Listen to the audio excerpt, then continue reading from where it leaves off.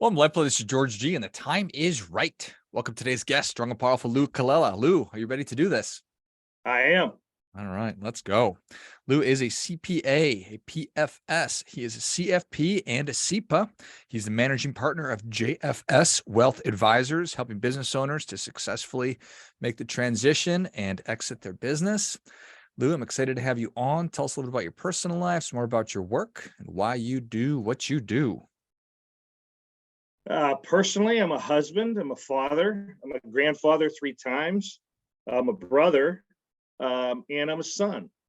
So a lot of roles there on the personal side.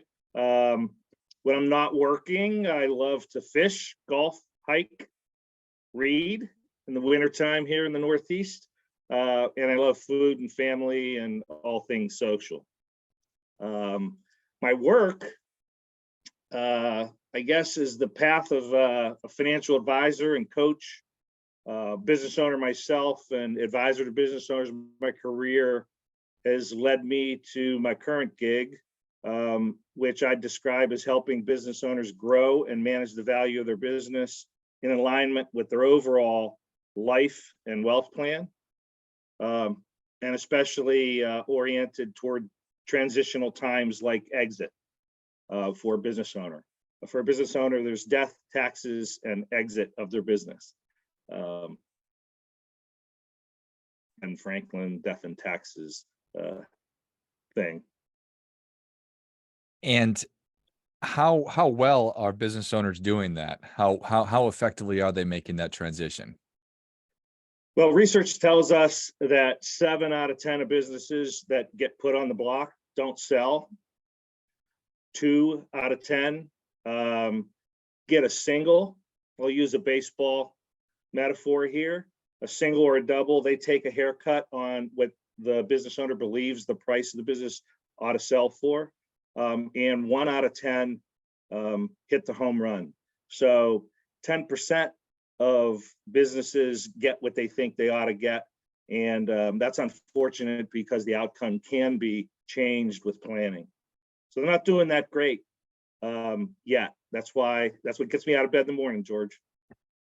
So, that's I don't know if it's knowable, but the people that say, "I'm an entrepreneur, I wanna start a business," that's a big number to get to the point where I actually have a saleable asset. So Right. it's not just 10% of business owners, it's a small percentage of people that started a business a long time ago. Oh, absolutely sure. Absolutely sure of that. Yeah. So the failure rate of businesses is large as you described. I've been in that, kind of in that sector at a time in my career too. So understand that, entrepreneurs and idea people are really important to our way of life. And those are entrepreneurs that kind of um, um, really bravely swing the bat and say, I want to try something, are important. For those that kind of last 3-5 years, that first stage is just about survival. Then it becomes growth and making money, right? The business owner needs to put food on the table, needs to develop a lifestyle. And what I've seen is many business owners kind of focus on that making money phase. So what do I have to do this year, this month, this quarter, just to make money more than I did last year? Because humanity is just about getting better. I believe that. I think all investors have to believe that we just all want to get better. There ought to be a transition somewhere in the owner's thinking from just making money to growing value in their business. Those are different exercise routines, if you will. You have to focus on things like the 4 capitals. I know that you had the Snyders on, father and son, recently. I'm sure they talked about the 4 capitals. That's what moves a business from just a money-making machine that employs people to an enterprise that can sustain the next generation, the next owner, and and keep the communities and the people that work in those businesses growing and doing so in a sustainable way. That's a different skill set, and that's what I'm hoping to help business owners focus on. Yeah, it's such an important thing. And it's when you break it down like that, you look at how hard it is to successfully start and then create a business that is providing jobs and livelihoods. And so how important it is to actually help that business continue on to next generations. It's more important than just somebody making money. It is. I mean, it's not just about the owner. I mean, it's about the owner. In the entrepreneur, it's about executing the idea. But when the business becomes a living, breathing entity and part of a community, it's now part of a bigger ecosystem, right? That community relies on that business, the services or goods that it provides. The people that work there, something like 65 to 75% of all businesses in the United States are owned privately, George. They're owned privately by a family, an individual, a group of individuals, and they employ lots and lots of people. So those people buy homes, buy goods and services, contribute to the community. The community itself relies on that business. So it becomes way more big than just about the owner and the owner's family. If these businesses don't take the 7 out of 10 that don't sell, at some point that business owner is going to have to just close the doors. Think about what happens when the owners just close the doors. People lose jobs, the services and goods aren't provided. The next entrepreneur has to step in and start from scratch. That's the real heavy lifting, and it doesn't have to be that way. So with focus on the transition, the next generation of that business's owner can make it better, bigger, more complex, serve more families, be more robust to the community. It's an economic kind of sustainability thing that we're talking about here. Yeah. I think that's a total shift away from just if you were to look at this problem like, oh, wow, that's really a bad thing. But so many more opportunities and challenges when you sort of go to the second layers. Yeah. So you started, well, you are a CPA. So CPAs are, you had specific training, and you're also a CFP, and now you have this CEPA training as well, and you're a grandfather. So do you see? So the CPA hat is what I would consider to be very logical and numbers driven, and I would view that, and your work as a CEPA, I think there's probably more motion. And then the grandpa thing is you've actually seen the transition of generations of actual human beings. Yeah, right. You see what I'm trying to sort of go for here? Yeah. So the CPA, yeah, I became a CPA not because I wanted to count beans the rest of my life. I mean, my story is I became a CPA because I wanted to understand the scorecard of a business. I was really interested. My first job, W-2 job of all time, was working in a grocery store. I packed groceries, I stocked groceries, I worked in the meat department, there were a lot of little kind of sub businesses in the grocery store, and I always thought I wanted to own a grocery store. My best buddy from high school and I wanted to own a grocery store. That was our thing. So I became an accountant because I wanted to understand the scorecard. But I wanted to understand the scorecard. Only to understand the scorecard, I quickly realized that the success or failure of the business was about managing the capitals, the people, the customers, the processes and routines that create quality in a repeatable way in the business, and then the culture that the business has itself. So I've, you've heard the term, I'm a reformed CPA. I'm a CPA, I have the tax training. I get that stuff, but only as a foundation to what really drives value in a business. My kids and grandkids bring a different kind of lens through which I look to say, it's not just about me and my life, it's about providing for the next generation and the following generation and giving them the opportunities, teaching them the how to do things so that they don't have to learn it from the place that I learned it.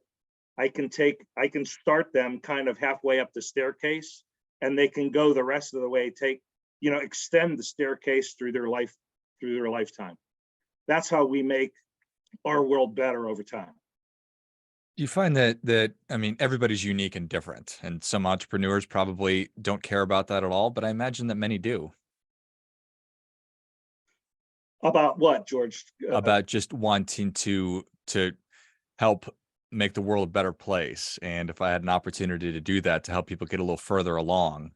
Yeah, there is, so you touched on that, the emotional piece, your last question, to help owners as a coach. So business owners generally are decision junkies. They want to run their own show. Okay. So I'm an advisor on the financial side, but when I'm working with business owners, I take more the coach position because they need to arrive at where they want to take their enterprise. Okay. Lots of emotion there. And I'm only successful once I understand what the real drivers are for the owner. Some owners are driven to change the world, disrupt the world. Elon Musk kind of would be the epitome of the change the world kind of owner. Other owners want to solve a problem in a particular industry, and they want to make it better and better and better. And most owners that I come across are really, really engaged with their why.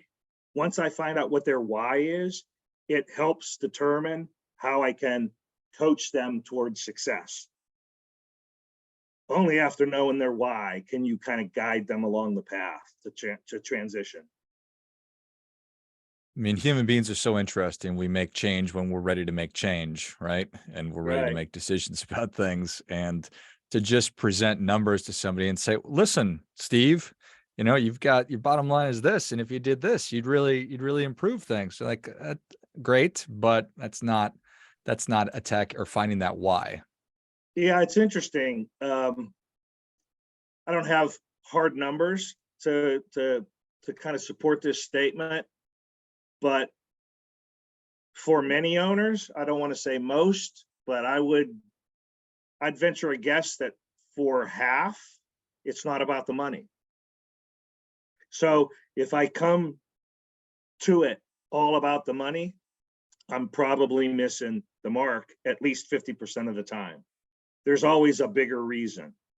An ESOP, an employee-owned company, in many cases that I've served in the past, is really, really important to that owner. Because although that owner may be willing to hang up their spikes or ready to hang up their spikes, they look at their business and their enterprise and all of the people that have helped his particular family kind of enjoy the success. And he wants the transition to go into the employee's hands. So an ESOP is kind of the transition of choice in that particular owner's palette. Another owner may be about expansion with a larger company that has larger reach. They may have a product or service that's kind of geographically known, and they want to take that product or service across the country or around the world, and they need a bigger partner. So there are a lot of drivers to the types of transitions that need to be planned for, and we have to uncover that early in the process. Is it ever too early to be thinking about these kinds of things for the business owner? That's a great question. I had a mentor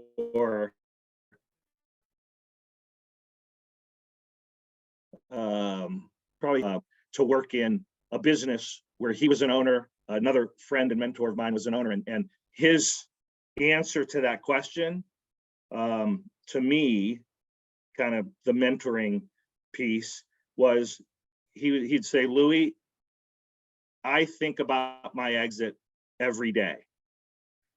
And he was far away from it, George. I mean, it was 20 years. And he said, an owner that doesn't wake up thinking about how they're going to exit is going to get distracted by 100 things to do that isn't related to how they exit. So my answer to that question would be, for the entrepreneur that's starting a business, I would be thinking about that exit plan on the very first day. It's just simply good business strategy to think about how you're going to grow value and how you're going to harvest that value downstream. Practically speaking, for the baby boomer generation, or for people that have a tendency to cram for the test, 3 to 5 years before you're ready to glide path toward your next act gives you enough time to do some significant things in the 4 capitals to grow the value of the business. 3 to 5 years.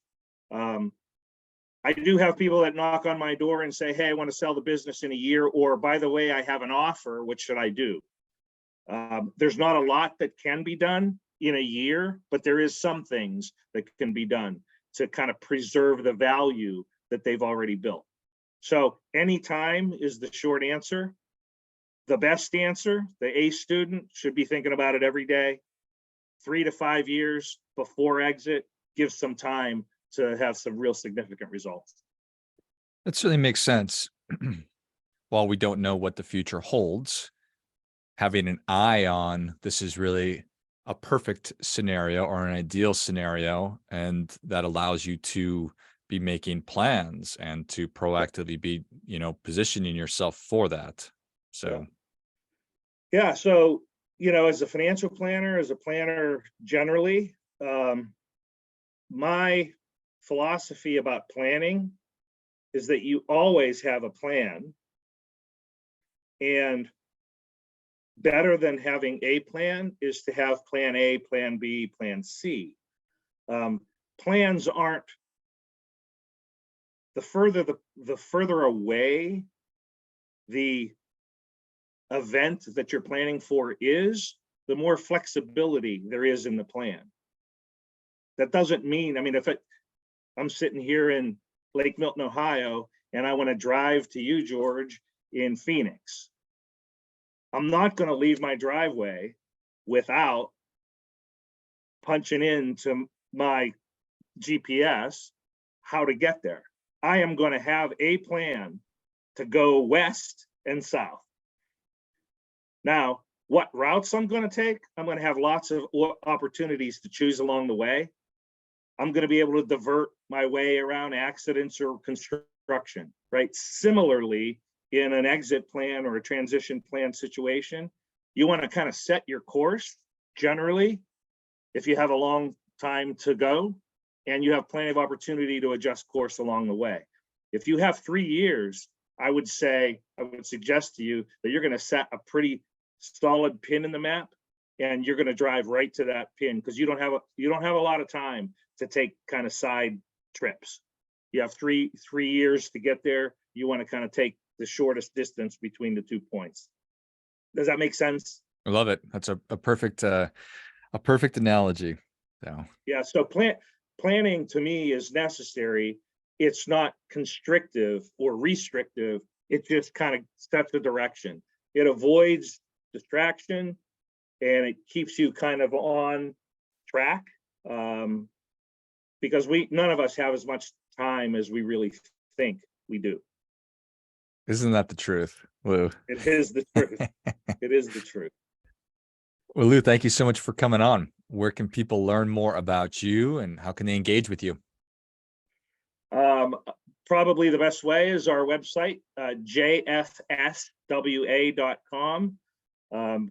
They can search us, JFS Wealth Advisors. We have clients from all over the country, so geography is no longer a concern for us. If they don't want to deal with us, I would suggest that they talk to somebody that has some of these credentials that matter so much. The folks that are CPAs, CEPAs, exit planning advisors, CFPs, they're people that are committed to the process of planning and with business owners. Those are good places to start. Compare and contrast them and get started.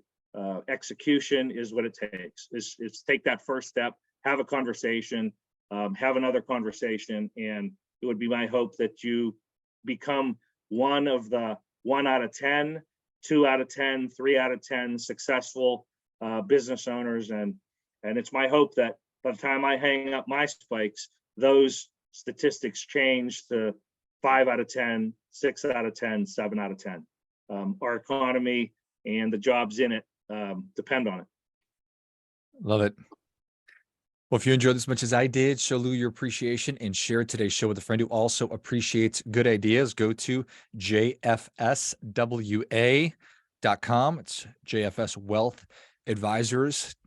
So get in touch with Lou, and if it's been on your mind or if any of this resonated, which I'm sure it did, reach out and just have that initial conversation and find out if now is the time for you to be thinking about and starting this really, really, really important process. Thanks again, Lou. Thanks, George. And until next time, remember, do your part by doing your best.